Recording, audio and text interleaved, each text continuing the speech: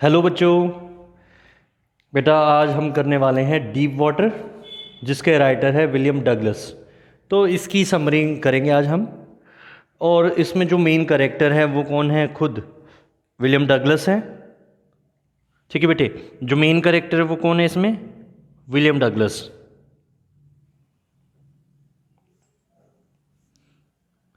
जो अपनी स्टोरी को क्या करता है? नैरेट करता है इसमें।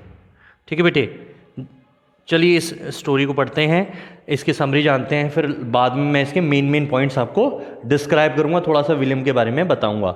चलिए स्टार्ट करते हैं। तो बेटे स्टार्ट करते हैं। ये कहानी कहाँ से स्टार्ट होती है? जब जो राइटर है, जो विलियम डगलस है, वो तैरना सीखने का निर्णय कर लेता है, तब से स्टार्ट होती कहानी। तो YMCA नाम की एक संस्था थी, उसमें एक तालाब था। ये अमेरिका की याकिमा नामक एक स्टेट में है। जो ये संस्था थी तैरना सीखने का अवसर प्रदान करती थी। याकिमा नदी जो इसी राज्य से होकर बहती है, गहरी है और ख़तरनाक थी। जो राइटर की माँ है ना, अक्सर इसके बारे में उसे चेतावनी देती रहती थी। वह उसे उस नदी में होने वाली डूबने की जो विभिन्न दुर्घटनाएं थी ना, उसके बारे में याद दिलाती रहती थी। किंतु YMCA का जो तालाब था ना, वो सुरक्षित था। वह एक सिरे पर सिर्फ 2 या 3 फीट गहरा था और दूसरे सिरे पर 9 फीट था। तो भाई जो ये विलियम डगलस है, वो उस समय क्या था भाई, उसकी टांगें बड़ी पतली थी, बड़ा पतला हुआ करता था। और उसे उन टांगों को नंगा करने में, यानी कि बिना कोई लोअर वगैरह कुछ डाले हुए बड़ी शर्म आती थी, बिना कपड़ों के। फिर भी उसने क्या सोचा कि भाई वाटर विंग्स, ठीक है, उसकी सहायता से वो क्या लिया उसने क्या लिया था? एक वाटर विंग्स का जोड़ा लिया और सोचा कि मैं तैरूंगा इससे। और उसको लेकर वो कहाँ चल पड़ा है? तैरने के लिए तालाब की ओर चल पड़ा। देखिए, तो तभी उसके बाद जो राइटर है वो हम लोगों को बताता है, अपनी बचपन की घटना के बारे में बताता है। उस घटना ने क्या हुआ था, उसमें पानी में घुसने का डर पैदा कर दिया था कि वो पानी में जा ही नहीं पाता था। ये कब स्टार्ट हुआ था? ये उस समय स्टार्ट हुआ था जब राइटर 3 या 4 वर्ष का था। उसके पिता उसको कैलिफोर्निया के समुद्र तट पर ले गए। वे दोनों किनारे पर पानी में इकट्ठे खड़े हो गए। बच्चा अपने पिता से लिपटा हुआ था, लेकिन एक शक्तिशाली लहर आई और उसने उसको क्या किया? नीचे पटक दिया। किसको? बच्चे को। पानी उसके ऊपर से होकर निकल गया। एक पल के लिए जो बच्चे की सांस थी घुट सी गई थी। पिता तो हंस दिए इस बात पर, लेकिन जो ये राइटर है हमारा, इसके दिल में एक डर सा भर गया उस समय।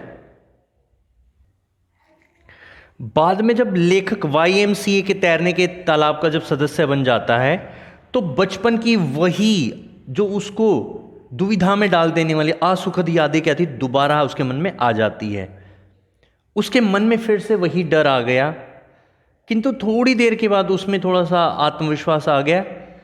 उसने दूसरे लड़कों को देखा और अपने वाटर विंग्स की मदद से तालाब में पांव मारने लगा। ऐसा उसने विभिन्न दिनों में 2 या 3 बार किया। अब वह पानी में रहने का अभ्यस्त हो चला था। किंतु एक दिन उसके साथ एक भयानक अनुभव हो गया। जब वो तालाब पर गया तो वहां कोई अन्य व्यक्ति नहीं था।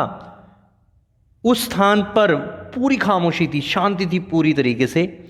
और वो क्या था? अकेला पानी के अंदर जाने से डर रहा था। इसलिए वो तालाब के एक किनारे पर बैठ जाता है और दूसरों के आने की प्रतीक्षा करने लगा। जल्दी ही एक भारी भरकम लड़का, जिसकी उम्र लगभग 18 वर्ष की थी, वो आया। उसकी बड़ी बड़ी और सुदृढ़ मांसपेशियां थी। उसकी छाती पर घने बाल थे। और वो आते ही राइटर को क्या बोलता है? ओ पतलू, उसने कहा, क्या तुम डुबकी लगाना पसंद करोगे?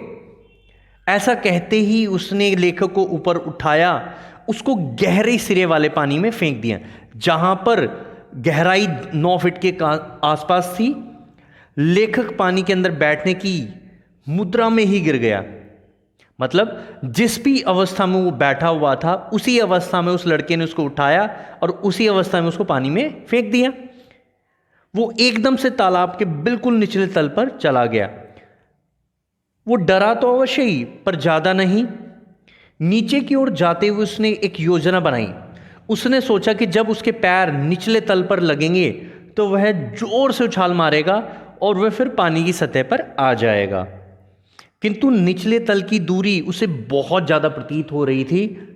9 फीट उसको अब 90 से ज़्यादा लग रहे थे। उसके फेफड़े मानो फटने वाले थे। जब उसके पैर निचले तल से लगे तो उसने अपनी सारी शक्ति लगा दी और ऊपर की तरफ एक जोरदार उछाल लगाई। उसने जैसे कि कल्पना की थी कि वो एक कॉर्क की तरह सतह पर आ जाएगा, लेकिन इसके अपोजिट, इसके विपरीत वो क्या था, धीरे धीरे ऊपर आया। उसने अपनी आंखें खोली, उसे पानी के अतिरिक्त कुछ भी दिखाई नहीं दिया। वह आतंकित हो उठा, डर गया बहुत ज़्यादा। उसका दम घुट रहा था। उसने चिल्लाने का प्रयास किया पर कोई आवाज़ ना निकली। उसकी आंखें और नाक पानी से बाहर आ गए, किंतु उसका मुंह नहीं आ पाया। उसने अपनी टांगों को ऊपर लाना चाहा, किंतु एक शक्तिशाली बल ऐसा लग रहा था, एक फोर्स ऐसा लग रहा था कि उसको नीचे की ओर खींचे जा रहा था। फिर वह क्या करता है, तालाब के निचले तल की लंबी यात्रा पर फिर से चल पड़ता है। उसकी सांसें पूरी तरह से उखड़ चुकी थी। उसके फेफड़ों में दर्द हो रहा था। उसका जो सर था ना, झनझना रहा था। उसे चक्कर आने लगे। वो नीचे और नीचे जा रहा था। उसने अपनी आंखें खोल की। उसे सिर्फ काला पानी दिखाई दे रहा था। उसमें उसे कुछ भी नजर नहीं आ रहा था।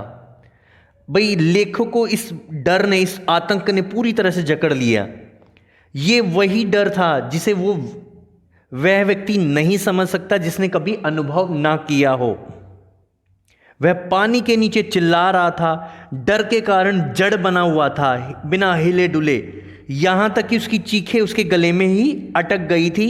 सिर्फ उसका दिल उसे बता रहा था कि वो अभी तक जीवित था। अंत में उसने अपने नीचे के तल वाली टाइलों को महसूस किया। अपनी पूरी ताकत से ऊपर उछलता है, परंतु उछलने से भी कोई फर्क ना पड़ा। पानी अभी भी उसके चारों तरफ था। वो डर से कांपने लगा, थरथराने लगा। वो अपनी बाहें नहीं हिला पा रहा था, ना ही अपनी टांगें हिला पा रहा था।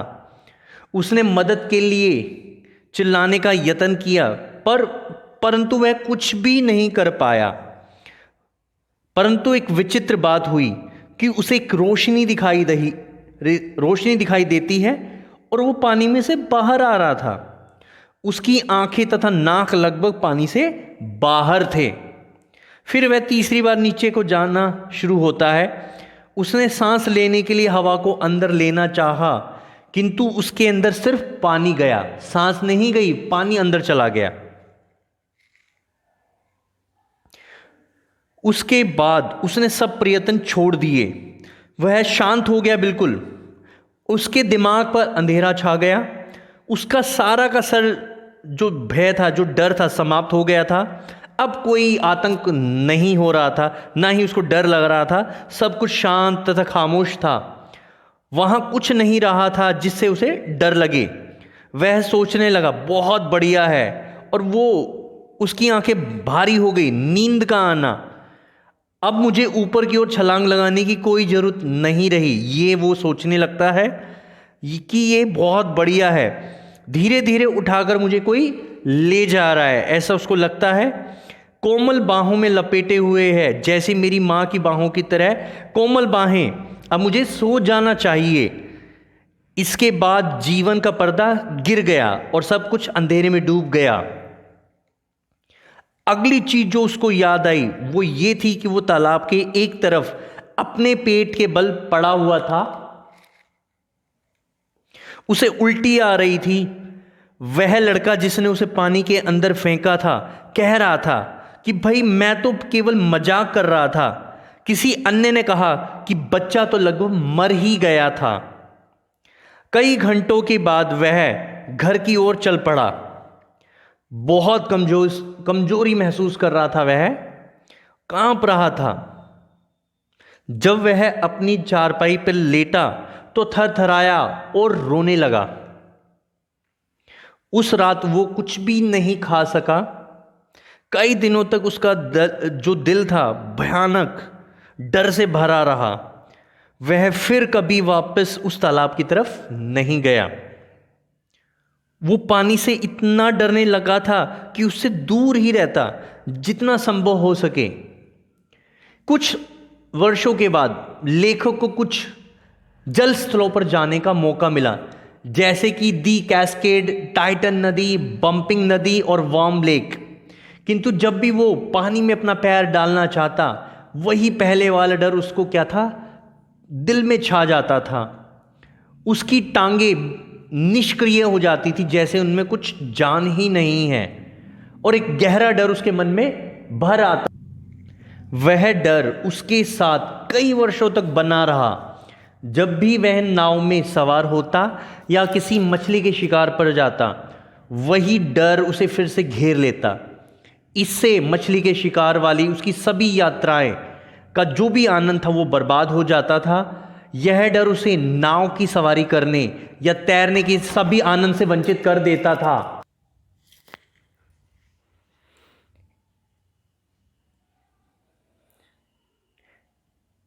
इससे मछली के शिकार वाली उसकी सभी यात्राओं का आनंद क्या हो जाता था, बर्बाद हो जाता था।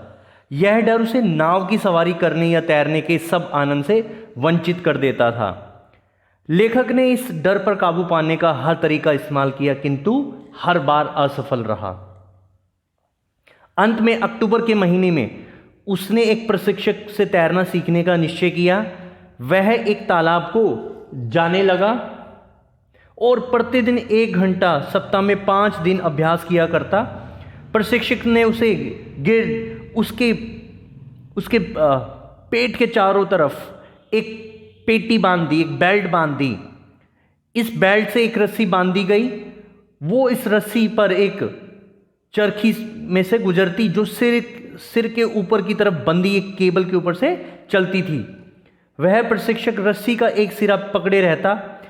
इस प्रकार लेखक क्या था, ऊपर नीचे पूरे तालाब में जा सकता था। वो अनेक घंटे, अनेक दिन और अनेक सप्ताहों तक अभ्यास करता रहा। हर बार जब प्रशिक्षक रस्सी पर से अपनी पकड़ ढीली करता, लेखक पर वही पुराना जो डर था लौट आता था। 3 महीने के बाद जो परेशानी थी कुछ कम होना स्टार्ट हो जाती है। इसके बाद प्रशिक्षक ने उसे अपने मुंह पानी के अंदर डालकर सांस बाहर छोड़ना सिखाया। फिर उसने अपनी नाक बाहर निकालकर सांस अंदर लेना सिखाया। लेखक ने इस अभ्यास को सैकड़ों बार दोहराया। धीरे धीरे उसके पुराने डर का कुछ भाग जाता रहा। इसके बाद प्रशिक्षक ने उसे टांगों द्वारा थपथपाने का अभ्यास करवाया। इसका मतलब है कि पैर की एक्सरसाइज करानी स्टार्ट करी। कई हफ्तों तक जो लेखक था सिर्फ यही करता रहा। शुरू में उसकी टांगे काम करने से जवाब दे देती, परंतु धीरे धीरे वह अपने आदेश के अनुसार उनसे काम करवाने में समर्थ हो गया। इससे पहले क्या था बेटा, वो बिल्कुल भी अपनी टांगों पर कमांड नहीं कर पा रहा था। उसकी टांगे उसका साथ नहीं देती थी। लेकिन प्रशिक्षक की ट्रेनिंग के बाद उसको कुछ कामयाबी हासिल हो जाती है। इस प्रकार धीरे धीरे करके प्रशिक्षक ने क्या किया, लेखक को एक कुशल तैराक बना दिया और अंत में उसने कहा, अब तुम तैर सकते हो। पानी में डुबकी लगाओ और तालाब की पूरी लंबाई को तैर कर पार करो। लेखक वैसा करने में समर्थ हो गया। प्रशिक्षक का काम अब पूरा हो चुका था, किंतु लेखक को अभी भी कहीं ना कहीं डाउट था, संदेह था कि क्या वह जो डर है दोबारा उसमें आ जाएगा जब वो तालाब में अकेला होगा। उसने इसको जांचने के लिए देखा। तो जांच कैसे करता है वो सोचता है कि तालाब की पूरी लंबाई दोनों तरफ तैर कर गया। पुराने डर की धीमी यादें उसके मन में दोबारा आई, किंतु अब उसने सारे डर को अपने मन से निकाल फेंका। उसने तालाब का एक और चक्कर लगाया। जब भी उसको डर आता तो वो एक चक्कर और लगा देता था। ऐसा 4 महीनों तक चलता रहा, किंतु वो अभी भी संतुष्ट नहीं हुआ। उसे पक्का निश्चय नहीं था कि उसका जो डर है या आतंक अब समाप्त हो चुका है। इसलिए वह न्यू हैम्पशायर में स्थित लेक वेंटवर्थ पर गया। वह झील में एक सिरे से दूसरे सिरे तक 2 मील तैर कर गया। केवल एक बार ही उसका पुराना डर वापस आया, जब वो झील के मध्य में था और उसने अपना चेहरा पानी के अंदर किया और उसको पानी के अलावा कुछ भी दिखाई नहीं दिया। तो पुराना डर वापस आ गया, किंतु जल्दी ही सब डर एकदम लुप्त हो गया और लेखक ने तैरना जारी रखा।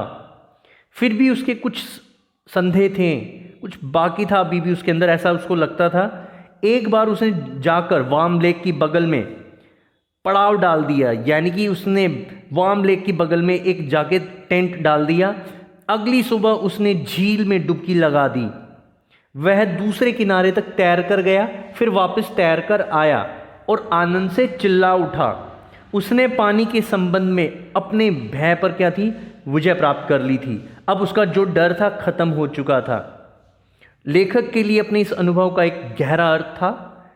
मृत्यु में शांति होती है, केवल मृत्यु के भय में ही आतंक होता है। रूजवेल्ट ने एक बार कहा था, केवल जिस चीज़ से हमें डरना होता है वही भय ही है।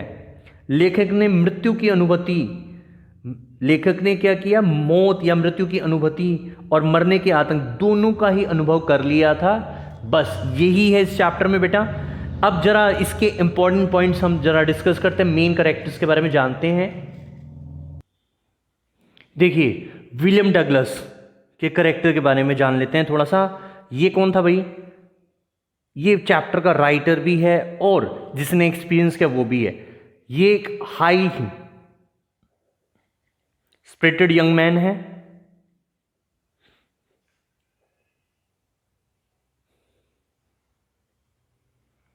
इसको क्या क्या प्रॉब्लम्स हैं? इसको फियर है, ही हैड फियर या he had an aversion of water. आप एवर्जन को फियर भी लिख सकते हो।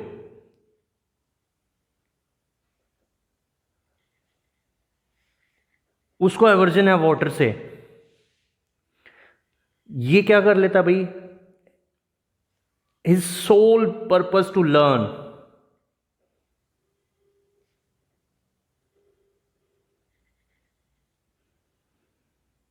द आर्ट ऑफ स्विमिंग, ये उसका पर्पस बन जाता है। ठीक है, नेक्स्ट पॉइंट क्या बेटा? Determined to get over his fear. Determined to get over his fear at any cost. ये इसके पॉइंट्स हैं इसके बारे में। ठीक है बेटे, इसके साथ बहुत सारे आप लिख सकते हो। Throws many challenge, life throws many challenges with him and trials.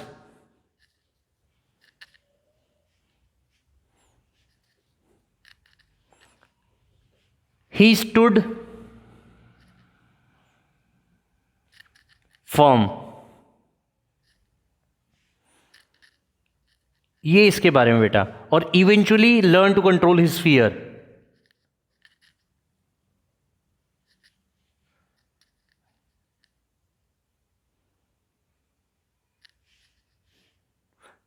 Learn to control his fear, ये इसके बारे में बेटा।